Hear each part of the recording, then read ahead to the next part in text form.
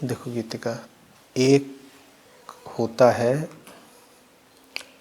आखिरी सच, उसको कभी आत्यंतिक बोलते हैं, कभी पारमार्थिक बोलते हैं, है ना। Absolute truth, ultimate.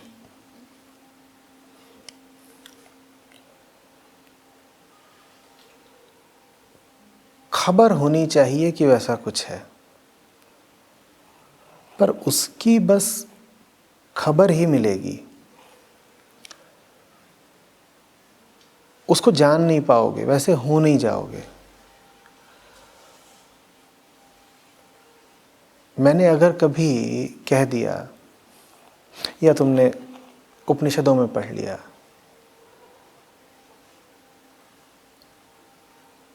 कि विशुद्ध आत्मा हो तुम और आत्मा के अतिरिक्त किसी की सत्ता नहीं, दूसरे किसी के होने का कोई सवाल नहीं, इसीलिए तुम्हें किसी की संगत की ज़रूरत नहीं, आत्मा तो असंग है, हमें भी केवलम, मेरे अलावा तो कोई दूसरा है ही नहीं। मैंने कभी ऐसा कह दिया, तुमने कभी ऐसा सुन लिया, भला हुआ कि तुमने सुन लिया। उसका श्रवण आवश्यक है, क्योंकि उसके श्रवण से ये पता चलता है कि संगति पर हमारी जो आश्रयता है वो आवश्यक नहीं है। बड़े बूढ़े बुजुर्ग जिन्हें हमसे स्नेह था, जो हमारा भला चाहते थे, वो हमें बता गए हैं कि असंग जीना, असंग सत्ता ही सत्य स्वभाव है।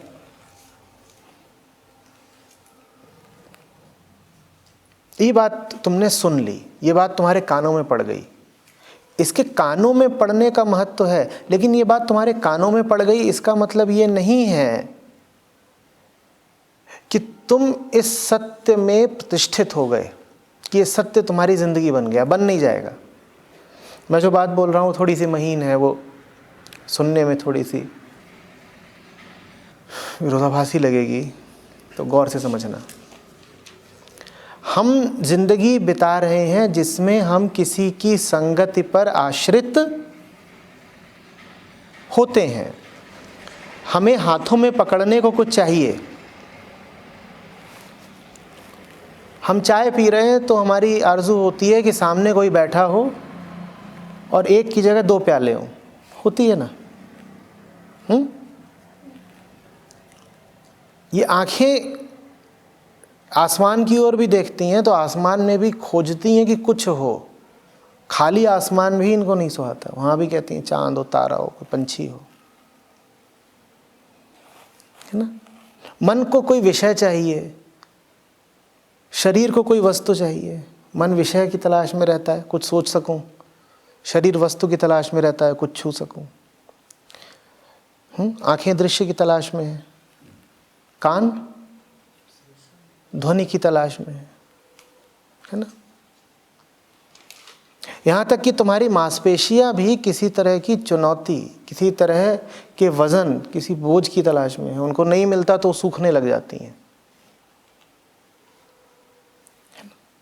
दूसरे की तलाश जीव को लगातार है। ये हमारी अवस्था है अभी, अद्यतन। अद्यतन माने करेंटली। आदमी को इसे कभी नहीं भूलना चाहिए, और मैं इस पे बहुत सालों से बार बार बहुत जोर देता आया हूं कि अध्यात्म की ऊंचाइयों से जो आवाजें आए, जो आकाशवाणी हो, उसको सुन करके, उससे मुग्ध हो करके ये भूल मत कर बैठना कि तुम अपनी वर्तमान हालत को भूल जाओ, अवहेलना करने लग जाओ। ऊपर से आकाशवाणी हुई, अब हमें वही केवलम, मैं ही मैं हूं और हमें वही केवलम, और तुमने कहा हमें भी केवलम, और हाथ में तुमने पकड़ रखा है चाय का प्याला, तुम ही तुम हो तो ये प्याला कहाँ से आया?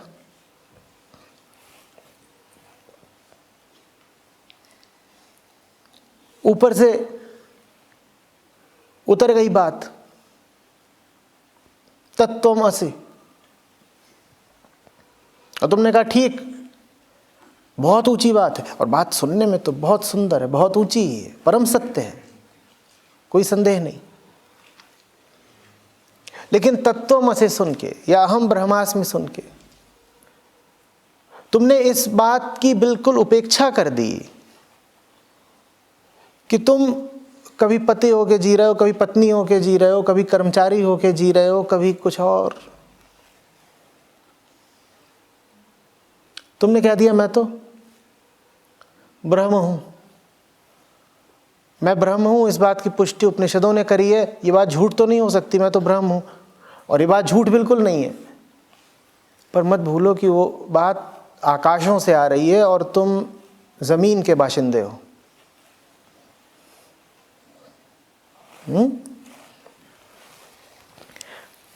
एक और तो मैं ये कह रहा हूं कि जब आकाशों की भी बात सुनो तो तुम अपनी यथार्थता को भूल मत जाना। दूसरी ओर मैं ये भी कह रहा हूं कि उस बात का सुना जाना बहुत ज़रूरी है। अब तुम बताओ, उसका सुना जाना बहुत ज़रूरी क्यों है? अगर वो बात आसमान की है जबकि हम ज़मीन पर बसते हैं, तो फिर हम उस बात को सुने ही क्यों? क्यों सुने? लगता रहेगा कि जो कुछ भी हम सोच रहे हैं, जिसमें भी हम फंसे हैं, वही सच है और कुछ नहीं। बढ़िया, ठीक। उसको नहीं सुनोगे तो नीचे फंसे रह जाओगे। दूसरी बात, नीचे फंसे रहने में चैन भी तो नहीं है ना। उसको न सुनने का तुम्हारे पास कोई विकल्प नहीं है, तुम्हें वो बात सुननी ही पड़ेगी, क्योंकि उसको नहीं सुनोगे तो अशांत रहोगे, नीचे फंसे हो, अशांत हो। तो तुम्हें उसे सुनना भी है, लेकिन विनम्रता के साथ ये याद भी रखना है कि वो जो ऊपर से बोल रहे हैं उनकी बात ठीक है, पर वो हमारा यथार्थ नहीं है। वो बात परम शुद्ध है, लेकिन हम कौन हैं? हम अशुद्धियों के जीव हैं, और वो बात परम शुद्ध है। हम उस बात के आगे नमन करते हैं, लेकिन नमन करते वक्त हम इतना भी अहंकारी नहीं हो जाएंगे कि हम कहने लग जाएं कि वो बात हम ही ने तो कही है और हमारे ऊपर ही तो लागू होती है। समझ में आ रही है? अब आते हैं आपके प्रश्न पर। आपने कहा कि आचार्य जी, आप बात करते हैं कि संगति में किसी पर निर्भरता नहीं होनी चाहिए, पर मेरा जीवन तो ऐसा है कि मैं लगातार कभी फ़ोन पर, कभी किसी चीज़ पर आश्रित ही रहती हूँ। ठीक है, तो अब मैं तुम्हारे सामने स्थिति रखे देता हूँ, तुम बताना आगे कैसे बढ़ना है। आसमान हमको बता रहे हैं कि हमें दूसरे पर निर्भरता से मुक्त होना है। ये हमें किसने बताया? आसमानों ने। बहुत ऊंची बात है कि दूसरे पर जो तुम ये निर्भर हो गए हो, इसको बंद करो बेटा। और ज़मीन से जो हम पैदा हुए हैं, मिट्टी का जो ये तन है, ये तन लगातार क्या बोल रहा है कि तुम तो दूसरे पे ही निर्भर हो। तुम तो इस तन के जन्म के लिए भी एक दूसरे तन पर निर्भर थे। आसमान कह रहे हैं कि दूसरे की कोई सत्ता नहीं, द्वितीयो नास्ति। और तन तुम्हें बता रहा है कि दूसरा नहीं होता तो हम भी ना होते। ये तो बड़ी खराब हालत। तो तुम्हें क्या करना है? तुम्हें देखना है कि तुम्हारे लिए हितकर क्या है। और हितकर की जब बात करते हो तो ये देखना होगा कि हानि कहाँ हो रही है, क्योंकि हित और हानि तो जुड़ी हुई बातें हैं ना। हानि हो रही है तुम्हें दूसरे पर आश्रित रहकर। धरती ने तुमसे बिल्कुल ठीक बोला कि दूसरे नहीं होते तो तुम्हारा शरीर भी नहीं होता, लेकिन तुम धरती को ये उत्तर दोगे ना कि सिर्फ शरीर बने रह करके कहाँ सुकून है, चैन भी तो नहीं है ना।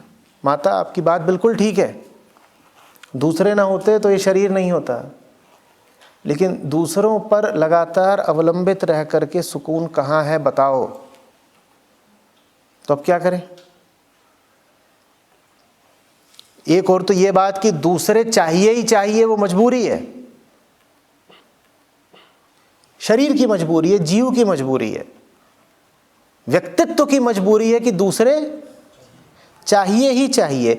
और दूसरी ओर वो आसमान है जो ऊपर से नाद करे ही जा रहे हैं कि दूसरे नहीं चाहिए। अब तुम क्या करोगे? जल्दी से बताओ, कोई उपाय? आसमान से जाके फिर आ सकते हैं नीचे। आसमान कह रहे हैं कि जब तक तुम ऐसी हालत में नहीं आ जाते जहां पर तुम दूसरों से मुक्त हो, तब तक तुम्हें सुकून नहीं मिलेगा। ये बात तुमसे आसमान कह रहे हैं।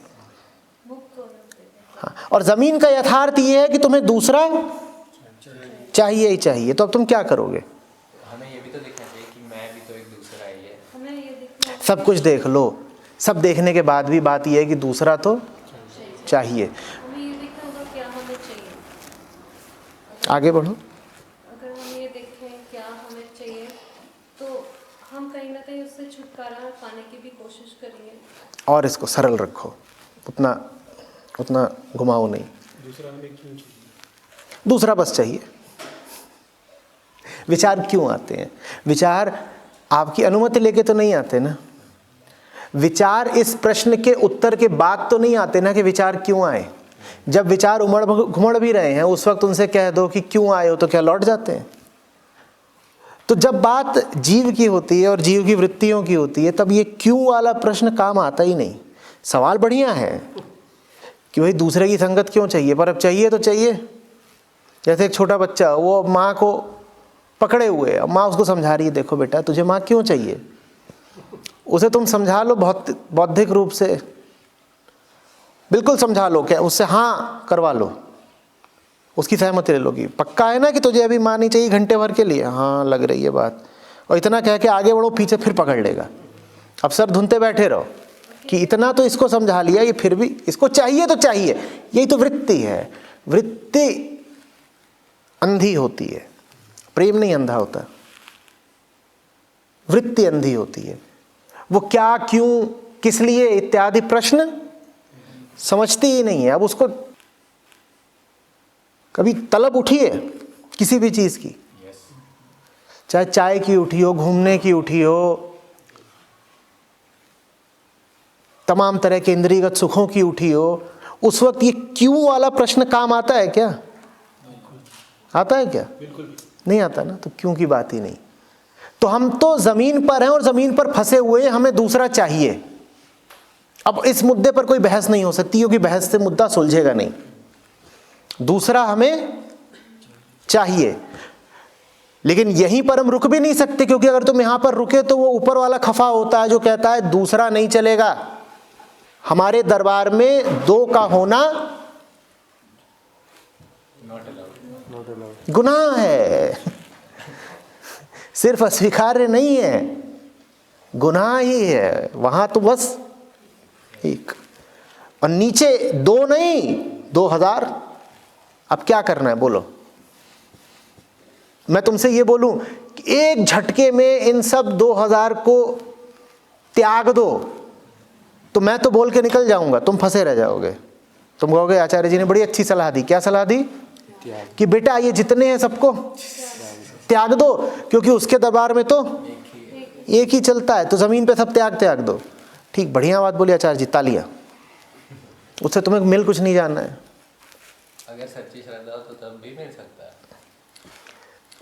तुम वो हो, दिखने में बड़े हो, हम सब वो हैं। क्या? वो जो सो रहा है दिखने में बड़े हैं, बस शरीर बढ़ जाता है, वृत्ति इतनी ही बड़ी है सबकी। और जब वो चिल्लाती है ना तब तुम बेबस हो जाते हो। तुम्हें पता नहीं है क्या?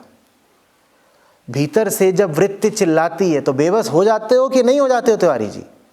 और वृत्ति कुछ भी मांग सकती है। वो ये भी कह सकती है साथ चाहिए, वो मांग सकती है शराब चाहिए, वो कभी कहती है आज चाट चाहिए, आज तो गोलगप्पा। देखो मुस्कुरा रहा। कभी दुकान में कोई बढ़िया चीज दिख गई तो नया कोट आया है वही चाहिए। और तुम्हें अच्छे से पता है कि वो जो चीज़ है दुकान में वो बहुत महत्व की नहीं है, लेकिन वृत्ति फिर भी कई बार तुम उसको दबा देते हो, लेकिन अक्सर वही जीतती है। जीतती है कि नहीं जीतती है? चाहे वो भावनात्मक ऊर्जा के क्षण हो, क्रोध के हो, चाहे काम वासना के हो, जीत जाती है ना। वृत्ति आप क्या कहें, इसका मतलब क्या होता है? वृत्ति का मतलब क्या होता है? वृत्ति का मतलब होता है कि प्यास लगी है तो पानी की ओर भागोगे। शरीर कुछ चीजों की तरफ भागता ही भागता है, और शरीर में मस्तिष्क सम्मिलित, उसे कुछ चीजें चाहिए ही चाहिए। तुम उससे कितना भी तर्क कर लो, बहस कर लो, वो नहीं मानता। वो घटनाएं अपने आप होती रहती हैं।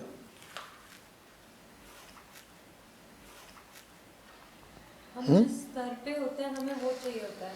जैसे हम बुद्धि के स्तर पे तो हम बुद्धि वाली चीज़ों को ग्रस्त ज़्यादा करेंगे, उसे ढूंढेंगे। अगर हम बॉडी के लेवल पे तो हम आईज या नोज इन सब से प्रभावित होंगे। अगर हम बॉडी को बहुत ईगो को बहुत ज़्यादा लेके चलते कि मैं ऐसा हूँ वैसे हूँ, तो हम तारीफ ढूंढेंगे। तो हम कहीं ना कहीं जिस लेवल पे होते हैं हमें वो चीज़ चाहिए होती है। पर जो भी चीज चाहिए होती है वो है तो दूसरी क्या फायदा हुआ? आचार्य जी फिर उसे ही चाह लो जो आवाज दे रहा है ऊपर। ये बात देखा, जो गद्दे को छोड़ के पास बैठते हैं उनका क्या बोलता है?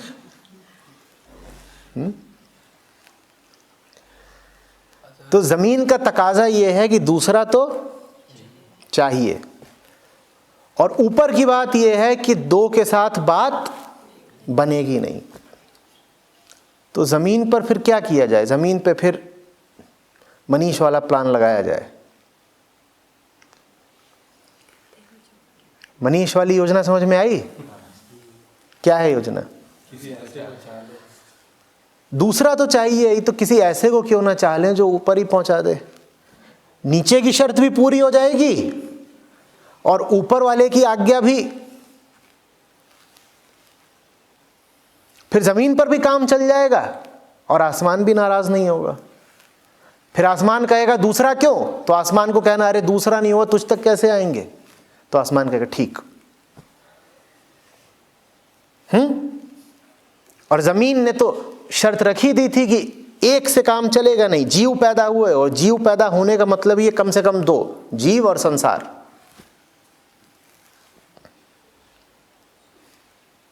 जमीन की शर्त भी पूरी हो गई। आकाश तक पहुंचने का जरिया भी खुला रहा।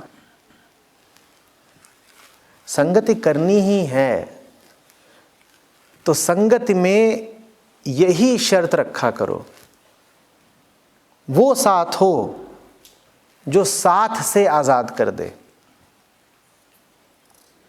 फर्क नहीं पड़ता उसका साथ कहां ले रहे हो। फोन पे लेना है फोन पे ले लो, आमने सामने है आमने सामने, विचारों में है विचारों में।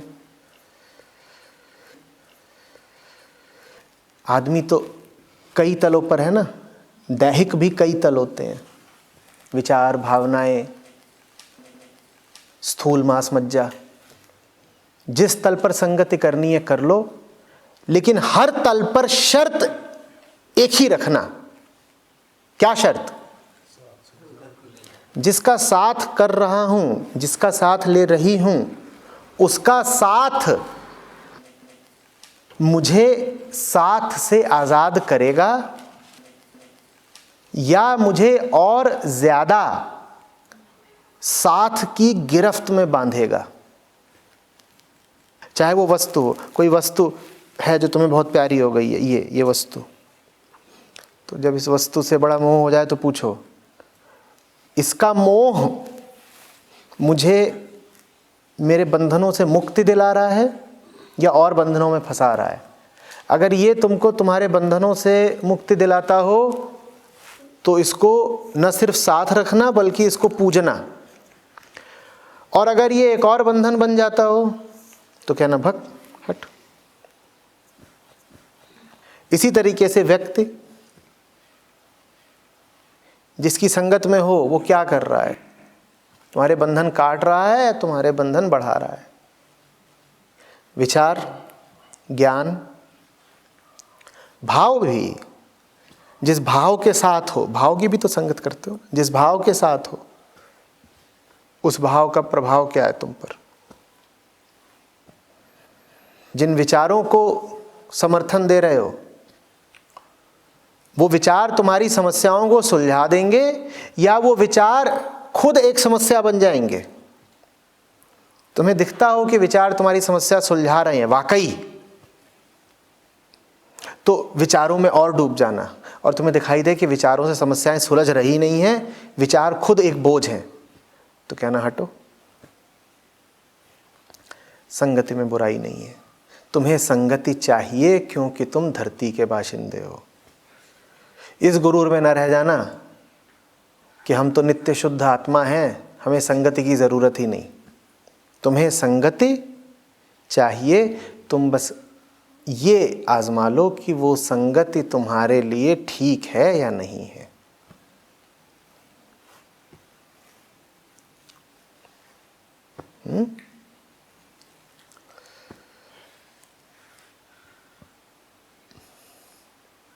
कोई नहीं है जो अपने आप को संगति से काट लेगा।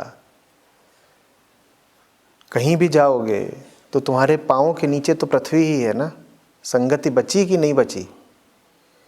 कहीं भी जाओगे आंखों के आगे तो दृश्य ही है ना, संगति बची कि नहीं।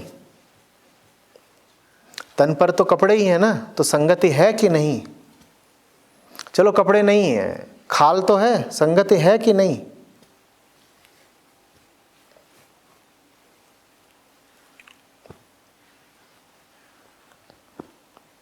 संगति तो है। संगति तो एक तरह की मजबूरी है। तुम इस मजबूरी को ही वरदान बना लो।